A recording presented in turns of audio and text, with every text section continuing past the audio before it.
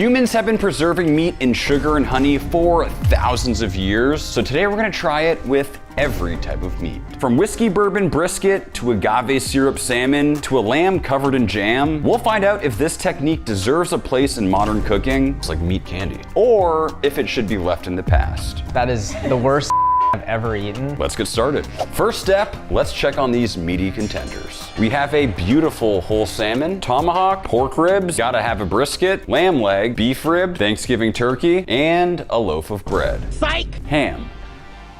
Tomahawk, pork ribs, gotta have a brisket, lamb leg, beef rib, Thanksgiving turkey, tomahawk, pork ribs, gotta have a brisket, lamb leg, beef rib, Thanksgiving turkey, whole salmon, ham, ham, ham, whole salmon, ham, ham, ham, ham, ham, ham. First up, turkey. And we'll be curing it in an herb honey for 7 days. The combinations will get crazier and crazier, but I'll start by seasoning heavily before the soak to ensure some salt content to cut through all the sweetness. We've let our turkey dry brine for about 2 hours, so a lot of that salt has penetrated. It's time to add the honey. Honey has plenty of preservation properties, but especially complemented with herbs like rosemary and thyme, I'm hoping it'll lead to some great sweet flavor. Not gonna lie, this feels very wrong, but we are just completely covering the turkey in this herbaceous honey. Our turkey is fully submerged and bundled up. We'll be seeing him in 7 days. Next up, we have a tomahawk, and it is a thick boy. We'll be pairing it with something my dad used to eat by the spoonful, molasses. And again, we'll season it up ahead of time. So dark and thick, completely different than the rest of them. This stuff almost looks like black tar, but as it's less sweet tasting than honey, I'm hopeful the deep flavors will pair well with beef. And we'll see you in 7 days. Next up, we have beef short ribs, and this one's a little bit different. Unlike everything else we'll do today, this one is not being soaked in liquid, but we'll start by hitting it with salt and pepper. While the rest of these have been syrups, for the plate ribs, we're doing brown sugar. Starting with a layer down below, short ribs on, and we'll completely cover it up. Get on in there. Oh, yeah. I truly have no idea what the result of this one's gonna be, but either way, let's move on. We got lamb legs flying out of the sky, and it's about to get jammy. I got beans, greens, potatoes, tomatoes, chickens, turkeys, hams, lambs, jams. Starting by removing some of that silver skin and fat, just for better flavor penetration. Lamb fat can also be gamey, so I generally like to trim these quite well. And we'll season it up on all sides. Because it's lamb, we gotta go with jam. Start with a bottom layer. This one is a lot thicker than what we've been working with before.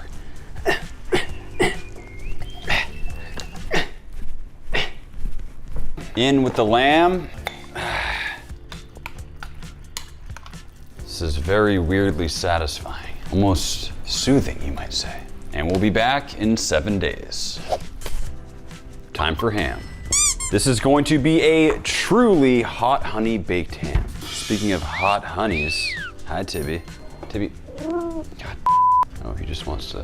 Just want snuggles. Starting with honey, we'll add some Fresno peppers, some chili flakes, and debatably the spiciest pepper in the world, some fresh Carolina Reapers. Went a little too crazy with these in the last video, so only gonna add a bit of these. At least I think that's just a little bit. That looks deadly. Ham in the pot, or I guess vessel, honey on the ham. Ham is already cured, and I have no idea what happens when you double cure something, so this one should be very interesting. Jarring up the ham, moving on. This is significantly heavier than expected. Wow, where am I gonna put this thing? Ribs. Ribs and pork in general work super well with sweet rubs and glazes, but we may be going over the top with what's about to happen next. Not gonna lie, getting a little wacky with the flavor on this one. We're going with caramel, and I gotta take a swig. So thick, so good. Caramel, coming to stores near you. I have no idea what's in this stuff, but whatever they're doing with it, they're doing something right. You might be wondering why I'm adding caramel to ribs. Well, caramel apples are one of my favorite things, and you better believe we're smoking this with apple wood, so caramel feels like the perfect choice. We'll see these ribs in a week. Next up, we got brisket.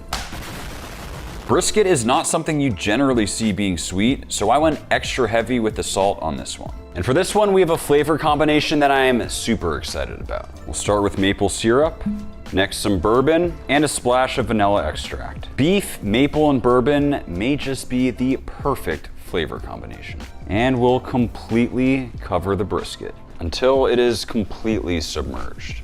And we'll let it cure. For the one I am by far most excited about, we have a whole salmon. Ugh. Don't eat me! Sorry, Charlie. Cured then smoked salmon is extremely underrated, and I recently did a whole pastrami salmon, which was incredible, so hopes are high. And for this one, we're starting with agave. Never actually tried agave nectar. Super good. It's definitely sweet, but almost like floral. We'll add in some fresh orange juice, lemon juice, some lime juice, and finish with some fresh dill, which goes so good with salmon. And we'll add to the salmon. We'll finish with some slices of fresh citrus. We'll see him in 7 days. Well, guys, our 7 days are up. Let's crack her open. This thing already looks insane. I can tell it has really firmed up and it appears to have darkened up significantly. This is by far the craziest looking turkey I think I've ever seen. The skin and even the flesh appears extremely firm. It's almost bubbled up as if it's been dry brined for a really long period of time. Kind of reminds me of the dry aged turkey we did a long time ago. As long as it doesn't burn, I have high hopes it's gonna be super crispy by the end of it. I have a feeling that no matter what we do with it, it's gonna be extremely sweet, so I am gonna wipe off as much of the honey as I possibly can. At this point, it is fully penetrated. Next, we'll just hit it with a little oil binder to help the additional seasoning stick and also improve the crispiness. And we'll season one more time to hopefully counteract some of that sweetness. And into the oven to roast.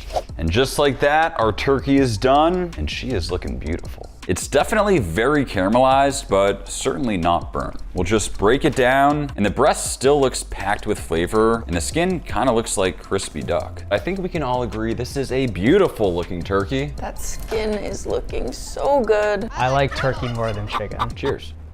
Whoa. I'm liking it. It's not as sweet as I would have thought. Like, I thought this thing was gonna be waterlogged with just sugar, syrup. Pleasantly sweet, almost like a cured turkey deli meat. The interior is amazing, and I think that the soaking gave it almost extra moisture. I kind of feel like the skin's almost like pork belly skin. It's not extremely crispy, like you can definitely bite through it, and the flavor is just insane. Honestly, I think I would prefer this over regular turkey. Better than normal roasted turkey, not as good as deep fried. Deep fried is super good. It is debatably not worth completely covering it in honey. Not to mention, I did not taste the herbs whatsoever. But regardless, would you guys agree that this thing does soak? Yep, it soaks. Time to check on that molasses tomahawk. And let's see what we got. Color on this is just insane. Now we'll remove as much of this stuff as possible. It is just super thick.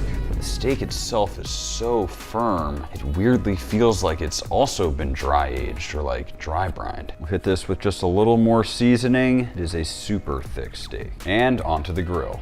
And we'll reverse sear until 120 Fahrenheit internal. Followed by a quick and hot sear, flipping frequently to caramelize, but avoid burning. Hard to tell if I did in fact burn this, or if I'm looking at the most amazing crust of all time, but I removed the bone and took some slices, and this thing looks like the perfect medium rare. Whoa, this rib cap is looking ridiculous. Holy sh**.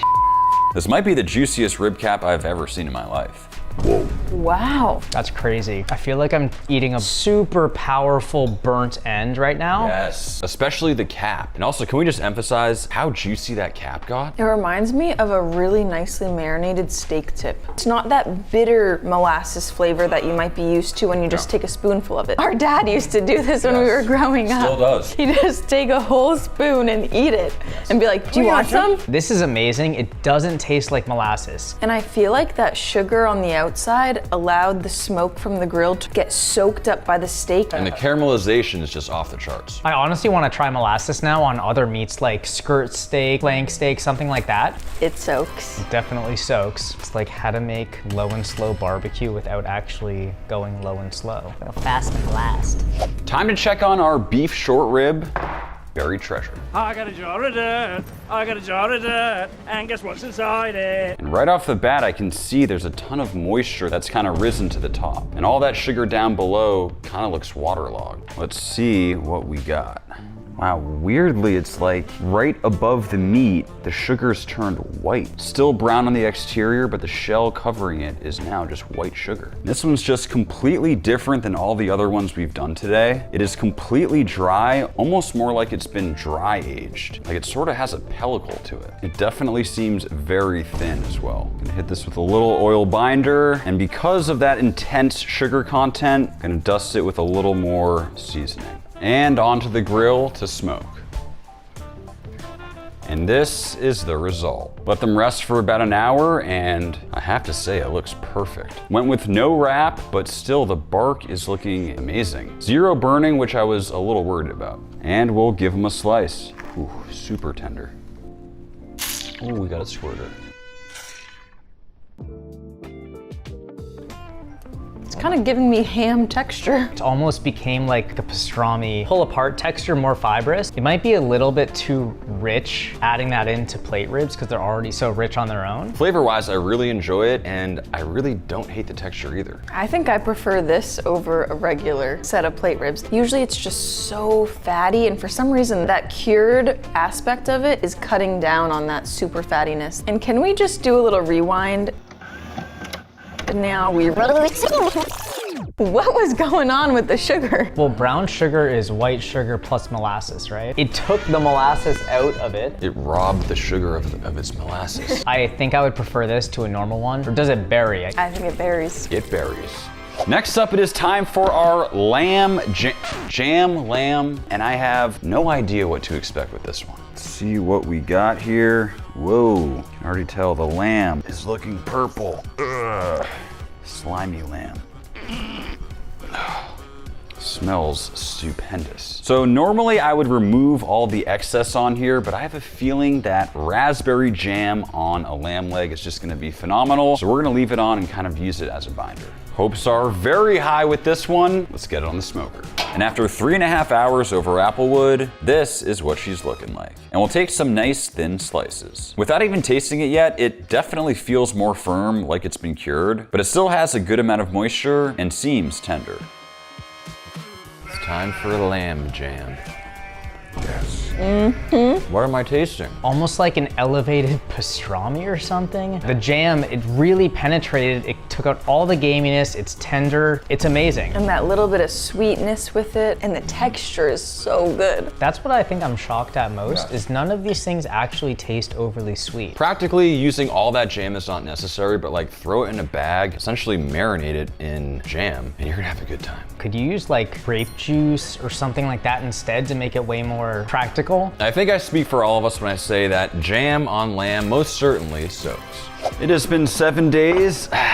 Let's check on that hot honey ham. I have to say, this one looks exactly like it did before soaking in the honey, but we'll have to see how it tastes. Remove some of that excess honey. Hit it with a slightly spicy barbecue rub. Ham is already salty, and we clearly added enough sweetness. This is just for a little extra flavor and color. And onto the smoker it goes. It reached 145 Fahrenheit, and our ham is done. The exterior looks a bit dry, but either way, I'm just gonna take some slices.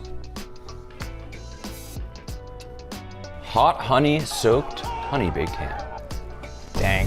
Love It's it. really good, but it's weird because we're essentially curing cured meat. It's not spicy Not spicy at all. We use a lot of those Carolina Reapers too. Ham already kind of has like a shell almost. Probably couldn't penetrate that. Yeah. It tastes amazing, but ham on its own tastes amazing. Cure almost draws out some of the moisture from the shell. It's almost like ham jerky or something. It gets really dry. Speaking of jerky, if you are interested in supporting the channel, head on over to maxjerky.com. Your support is the reason we're able able to do fun videos just like this. We have some absolutely incredible flavors. I promise you, it is the best jerky in the world, and we appreciate the support. I think hams, soaking it doesn't help the ham. I kind of agree. I don't think the soaking helped it. I kind of like this the best. Aside from the lamb, I like it that Have you ever had a dream where... Sophia, we are overriding you on this one because it's 2-1. We are deciding that ham does not soak. And next up, let's check on these pork ribs. Still smells amazing. Drain off some of that caramel and place it onto a rack. Once again, wiping off as much of that exterior sugar as possible. You can see how it has that really crazy deep red cured look underneath. It almost has the same color as like a hamon leg or something. Now I'll hit this with a low sugar but slightly spicy barbecue rub, just for a little kick to counteract some of that sweetness. And time to find out if these things completely burn to a crisp. Let's get it on the grill. But after 5 hours, I am shocked by how good these bad boys look. And our ribs are done. They look like they've been glazed to perfection, maybe slightly less tender than a traditional rib, but they definitely still seem juicy. I mean, if this isn't a good looking rib, I really don't know what is. Ribs, and we're gloving up for this one. How many times do we have to Teach you this lesson, old man! It's like a candied rib. I'm getting a little bit of the caramel, but it's mostly just like a glazed, tacky candy rib situation. I really like this. It's got a way bigger bite to it. It's so much different than a normal rib. It's not fall off the bone. I think my problem with cured foods is it usually tastes too cured, but this has the texture of it while just having a subtle cured flavor. I almost compare it to like a dry aged steak versus a non-dry aged steak. Like in some situations, I would prefer one to the other. It's almost like a dessert rib. Yeah. It's like meat candy. Does it soak? It's so Definitely soaks. Moving on. I'm soaked. And we have finally made it to the brisket. Covered in that maple bourbon glaze, it is looking pretty crazy. And just take a look at how the fat and marbling has reacted. It's like so pronounced with that deep red color. It is also significantly more firm. Now we're just gonna wipe it down like we've done before, and we'll give it a nice dusting of seasoning and get it on the grill. And just like that, 14 hours of cooking and a 2-hour rest is up, and our brisket is done. It has this amazing glazed, almost shiny appearance, and that bark is barking. Oh! Let's slice her up. Is it juicy? Yes, it is. But slicing into it, I can tell something's not quite right. It has an almost shreddable texture. The caramelization and bark on the sides is so intense that it's almost difficult to slice, but it still appears super juicy and extremely tender. Cheers. That octave was so low. Brisket. It was my alter ego. Some things are just so good in their original form. Crust is kind of sweeter and like more thick, but I feel like texturally and flavor-wise, it just doesn't quite compare. I do think it cuts the richness, again, similar to that short rib, but I don't love the texture as much. I love the bark. Really caramelized. However, I think it made it too soft. It's a good contrast, but I wouldn't say the interior is better than a normal brisket. I don't really taste the bourbon. I definitely don't taste the vanilla. Like it's been cooked so long. It also feels a little less smoky than you'd expect from a smoked brisket. We will still be enjoying this brisket for the next few days, but what this all means is that unfortunately, brisket does not soak. I have no idea what to expect with this one, but it's been 7 days and our salmon is ready. Whole bagged salmon covered in agave. Not something you see every day. Now we're gonna try to remove this salmon. Something tells me this might get messy. That's a shoulder workout right there. Okay. Whoa. And this is what we are left with. It is completely different than when it was fresh. The skin is now super leathery, almost like scaly. Such a weird texture. But the inside has a beautiful color to it, and it looks really well seasoned. And we'll fillet it up. Carefully working my knife to follow the backbone, removing a whole side of this beautiful salmon. And it's definitely firmed up a bit. Now we'll just very simply remove the skin, gently peeling it off, letting the knife do the work. And we'll cut ourselves a nice steak. It's just some absolutely stunning looking salmon. Even Tibby's ready. not for you. Also gonna cook these salmon collars. I feel like they're gonna char up so nicely. They are just packed with the most rich and fatty meat. And we'll just hit it with a standard barbecue rub. And we'll get it on the grill. And just like that, our smoked salmon is done. Doesn't seem to have picked up as much color as I would have liked, but it is certainly still juicy and very tender. I give you guys the least convenient and messiest way to prepare a salmon in the history of the world. That is terrible. I don't like it. I don't like it either. There's a ramen. The sugar would have Oh. absorbed nicely, and it Terrible just. aftertaste. That's Kind so of bad. Kind of an oaky afterbirth. Kind of sort of an oaky afterbirth. That's terrible. That is the worst salmon I've ever eaten. It's like really soft. I'm actually feeling kind of. Why is it so bad? I thought it would tack up the way those ribs did, but it's just soggy and mushy and fishy. This is not that different than making like gravlax. Hot smoked salmon. Yeah, it's not that different, but somehow this tastes way worse. Salmon for sure does not soak. That was a tough one to end on, but either way, really hope you enjoyed the video. Be sure to check out maxjerky.com to support the channel, and we'll see you next time.